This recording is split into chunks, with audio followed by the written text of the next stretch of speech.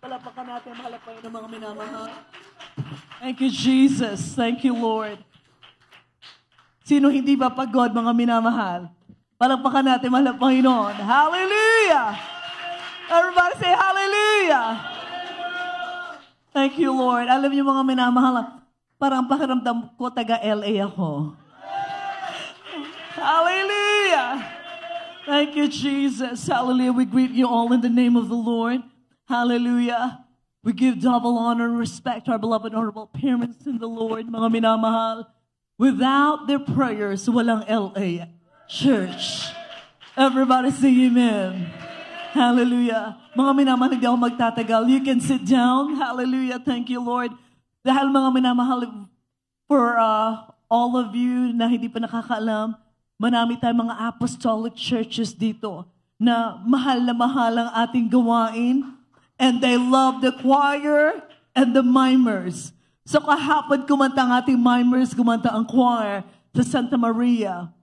And sabi ng mga beloved preachers, mga beloved pastors doon, sabi nila, Bishop Ephraim Valverde, sabi nila, hindi the same pag wala ang choir doon sa kanilang conference.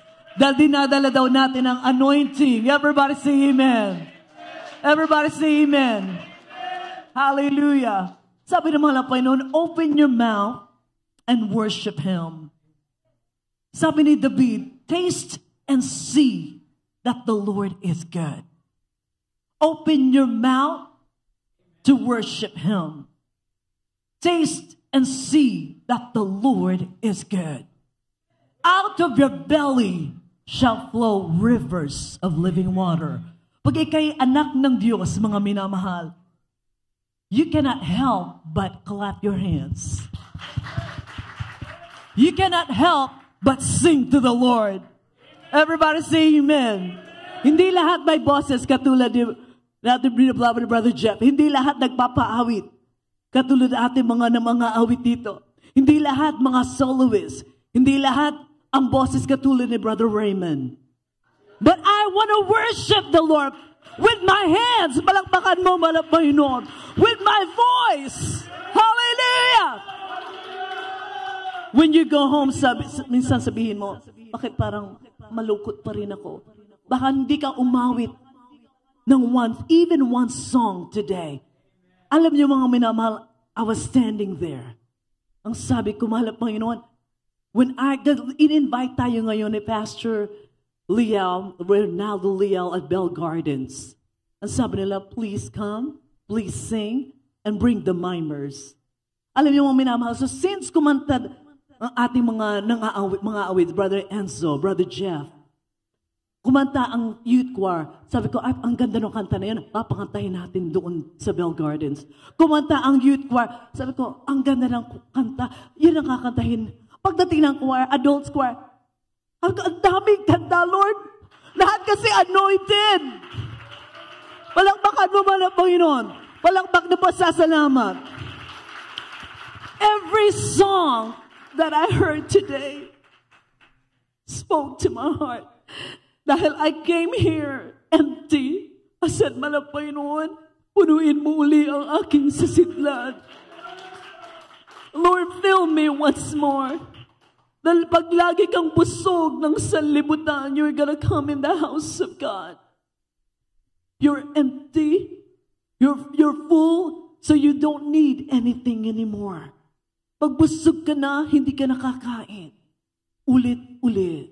But when you're hungry, you want to be filled. Everybody say amen. Palakpakan mo, Panginoon. Sinong nabusog sa araw na ito? Hallelujah.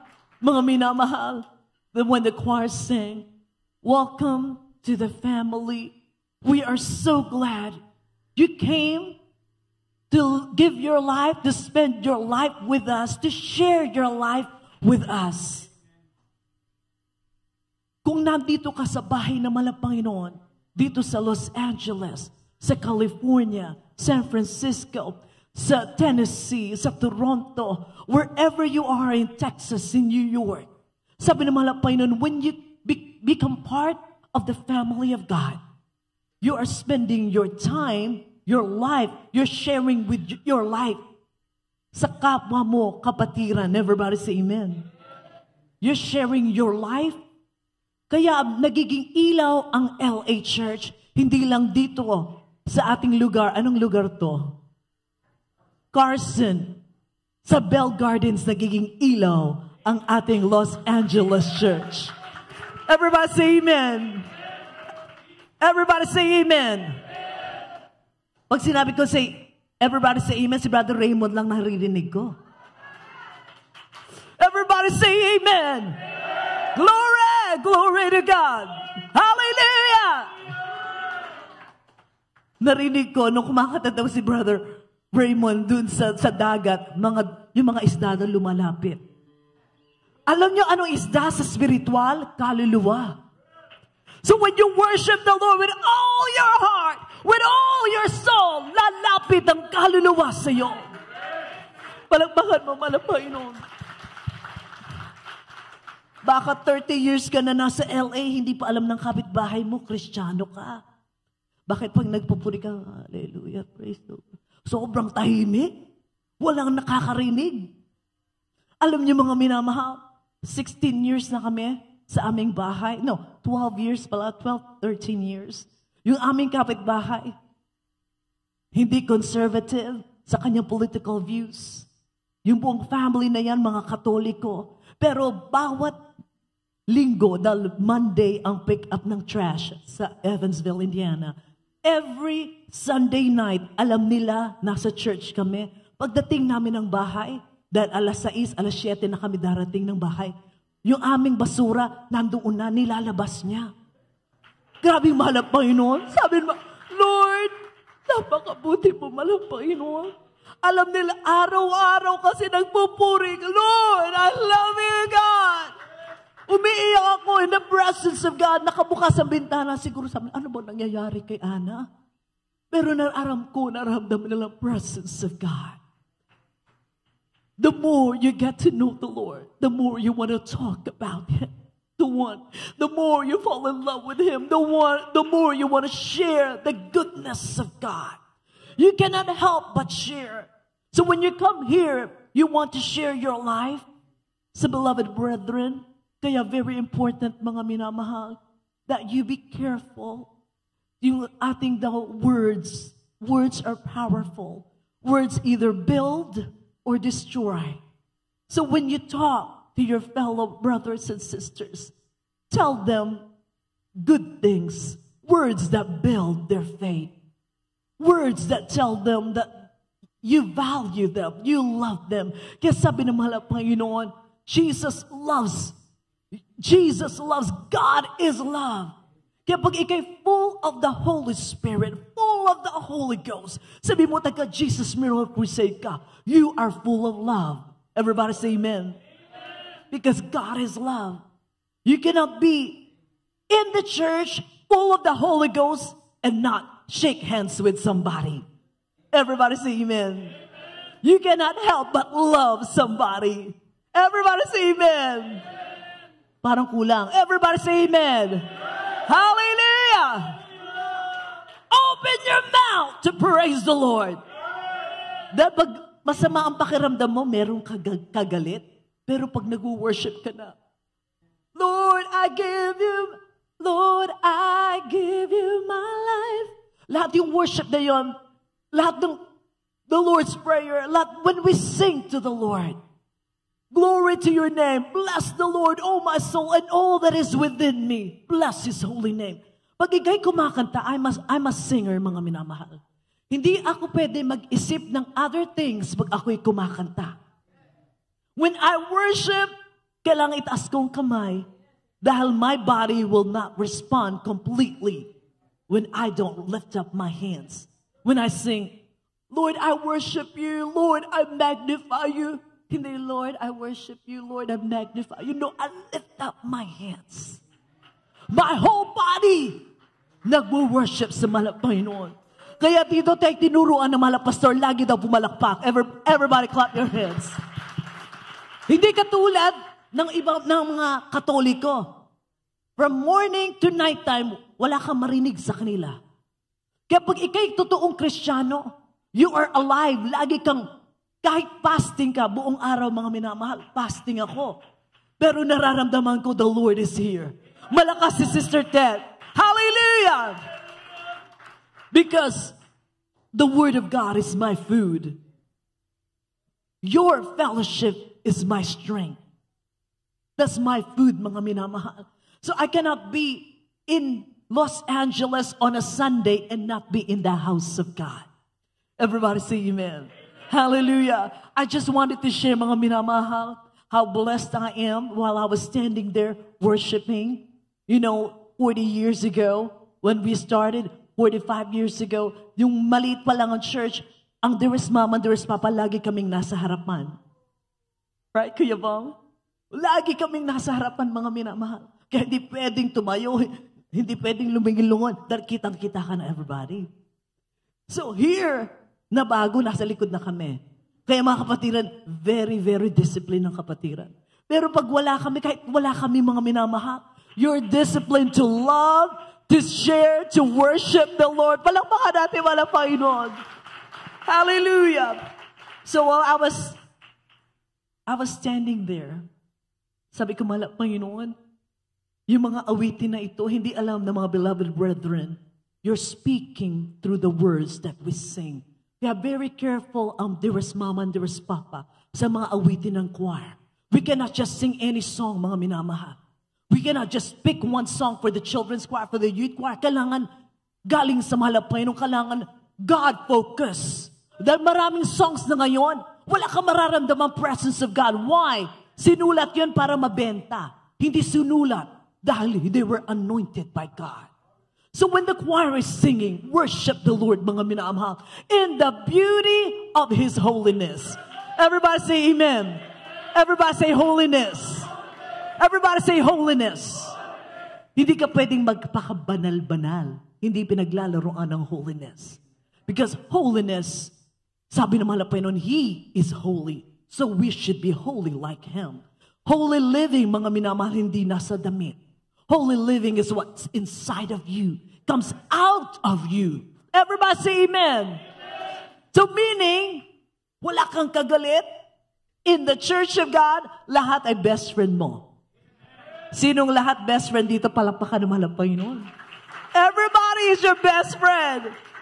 Everybody say hallelujah. Everybody say praise the Lord. Palakpakan natin mahal na Panginoon musicians. Palakpakan natin mahal na Panginoon. All saints of God. Hallelujah. I love the Lord, mga minamahal, in Los Angeles. Dahil if you don't know yet, mga minamahal, 30 years ago, nang ako'y pinadala ng Dearest Papa and Mama, pumayag ang Dearest Papa and Mama, pumunta ako ng Bible College. It was the church in LA na ang nag-care sa akin. They took care of me when I was still a teenager. Hindi pala teenager. I was already 19. So, hindi pa ako married noon. Kaya special ang Los Angeles sa amin. Amen? Church. And I thank the Lord for each and every one of you. Dahil kung walang Los Angeles, mga minamahal, walang kumbaga oasis, Sister Ted, in America. For a long time, naging oasis ang Los Angeles sa amin. We thank the Lord for the church here. You are my family. Everybody say amen. You are my family, mga minamahal. Every one of you, there was my beloved parents in the Lord, but there was Papa and Mama. They prayed for you.